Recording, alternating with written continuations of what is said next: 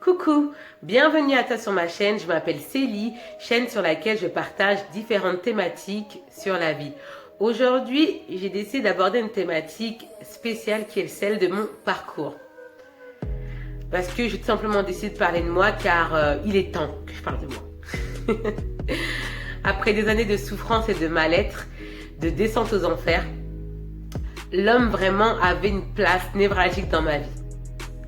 Ce qui m'a naturellement et forcément conduite vers des désillusions sentimentales car je faisais une ascension démesurée sur les hommes. Ça m'a conduite à un manque d'estime de soi, un manque de confiance en soi, des désillusions sentimentales. Ça m'a conduite à des insécurités affectives, à de la dépendance affective, à des relations toxiques, des rencontres avec des personnes malsaines, des rencontres avec des manipulateurs. J'avais mais vraiment aucun standard parce que je ne me connaissais pas. J'ignorais mon identité, j'ignorais ma valeur aussi. Donc je me suis vraiment en fait malmenée par la vie, vraiment. Ça a été vraiment une période très difficile pour moi car ça m'a fait beaucoup de mal et beaucoup de tort. Car souvent on parle beaucoup de blessures physiques qui sont ostentatoires, mais rarement de blessures émotionnelles qui sont elles très dangereuses parce qu'elles sont invisibles. Mais heureusement, comme la nature est bien faite, nous avons des signaux. Notre corps nous alerte que les choses ne vont pas, mais parfois on n'écoute pas notre corps. Et donc j'ai enchaîné ces relations-là et qui me faisaient beaucoup de mal car j'étais aussi malheureuse et forcément c'est un cercle pernicieux. Quand tu es malheureuse, tu attires des personnes malsaines et ça je ne le savais pas. Voilà. Et j'ai beaucoup souffert, ça m'a fait beaucoup de mal, je me posais des questions, je ne comprenais pas pourquoi je souffrais autant et puis j'en parlais autour de moi, je demandais autour de moi, mon entourage, pourquoi je galère autant comme ça pour avoir une relation, pourquoi je ne parviens pas à avoir une relation stable.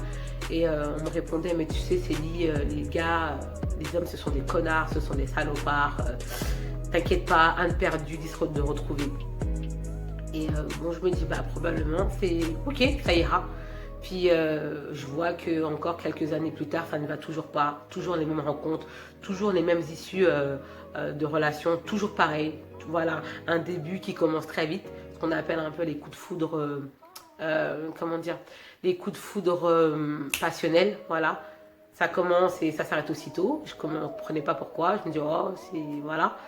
Mais ça m'a fait beaucoup souffrir parce que j'ai beaucoup enchaîné. Puis plaie sur plaie, plaie sur plaie. Bah, à un moment donné, j'étais à vif. Voilà, vraiment, j'étais vraiment à vif. Et ça m'a vraiment fait beaucoup de mal. Et un jour, j'ai décidé qu'il fallait que ça s'arrête parce que j'étais sur le point de me flinguer. Quand je dis me flinguer, j'étais vraiment sur le point de me suicider parce que ça me faisait beaucoup souffrir, beaucoup de mal. Et voir en fait que j'étais vraiment incomprise de mon entourage, ça me faisait encore plus souffrir. Donc accumuler les relations sentimentales catastrophiques et bancales, plus l'entourage qui ne comprend pas mon mal-être, plus moi aussi qui ne comprends pas mon mal-être. Voilà, j'ai dit, si ça continue comme ça, je vais me flinguer. Parce que je souffrais trop, ça faisait beaucoup trop de mal. Et j'ai dit, Célie, tu as un choix. Soit en fait, tu te laisses mourir. Parce que littéralement, je mourais de l'intérieur. Vraiment, ça me faisait beaucoup de mal. Je me suis dit, soit tu te laisses mourir ou soit tu prends ta vie en main, tu décides fermement d'être heureuse, épanouie et libre et ça ira. Et de là, à partir de ce moment-là, j'ai commencé à m'intéresser au développement personnel, ensuite à la PNL, ensuite à la neuroscience et à la psychologie humaine. Et j'ai compris qu'il fallait que je change de mindset, que j'avais un mauvais état d'esprit, que déjà j'étais très négative. J'avais vraiment une négativité vraiment exacerbée, je ne m'en rendais pas compte. Je comprends pourquoi avant j'avais une négativité, et je sais aujourd'hui pourquoi, c'est dû à quoi, parce que je me suis beaucoup documentée, donc je sais à quoi c'est dû. Donc vraiment une négativité exacerbée, vraiment pessimiste, alors qu'aujourd'hui je suis vraiment tout le contraire, mais c'est incroyable. Et donc j'ai décidé de reprogrammer mon cerveau. Reprogrammer son cerveau, c'est quoi? C'est simplement changer son mécanisme de pensée et mettre le négatif de côté et laisser le positif prendre place et avoir le monopole sur ma vie, tout simplement. Et ça, c'est vraiment grâce aux livres que j'ai lus et aux recherches que j'ai effectuées. Et donc, petit à petit, j'ai remplacé mes programmes émanant du conditionnement et je les ai remplacés par des choses, par des programmes qui me conviennent, qui correspondent à mes valeurs profondes, à la personne que je suis, à mes principes de vie profonds et aussi à ma philosophie de vie. Et ces choses-là se sont faites vraiment de façon progressive. Et aujourd'hui, vraiment, j'ai un autre paradigme de la vie, un autre paradigme de l'amour aussi. J'ai totalement changé, vraiment, de l'intérieur et forcément, ça agit, ça rejaillit, pardon, sur l'extérieur. Donc, vraiment, waouh, quelle expérience, quelle expérience.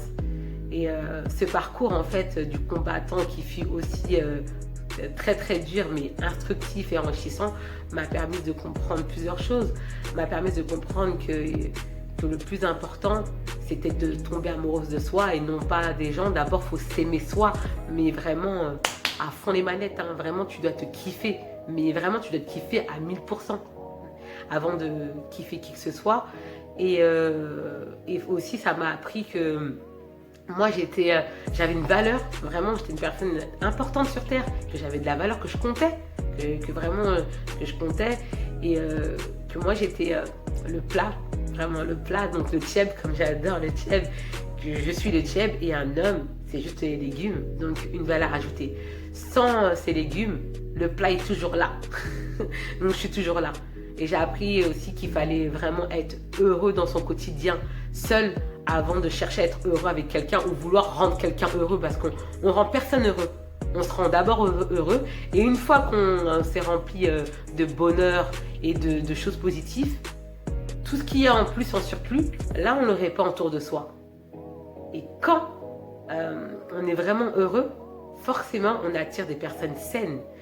Tu peux attirer des personnes malsaines, mais ces personnes malsaines vont décarpir aussitôt parce qu'elles vont voir que tu te connais. Elles vont voir, en fait, parce qu'elles vont savoir. Et tu n'auras même pas besoin de parler. Et c'est tout ça que j'ai appris avec ce parcours du combattant, avec cette descente aux enfers. Et vraiment, la vie est un cadeau. Vraiment, vraiment. Et la vie, c'est vraiment magnifique. Vraiment. La souffrance, quand tu souffres, il faut vraiment que tu prends cette souffrance, que tu la transformes en motivation pour aller mieux et pour aller au bout, vraiment, et comprendre pourquoi tu souffres autant. Tu dois vraiment décrypter le pourquoi. Et à partir de ce moment-là, tu vas te développer, mais de façon incroyable. Et tu vas changer totalement. Et tu vas changer de façon positive. Bien sûr qu'il y a eu si je peux appeler ça, des dommages collatéraux.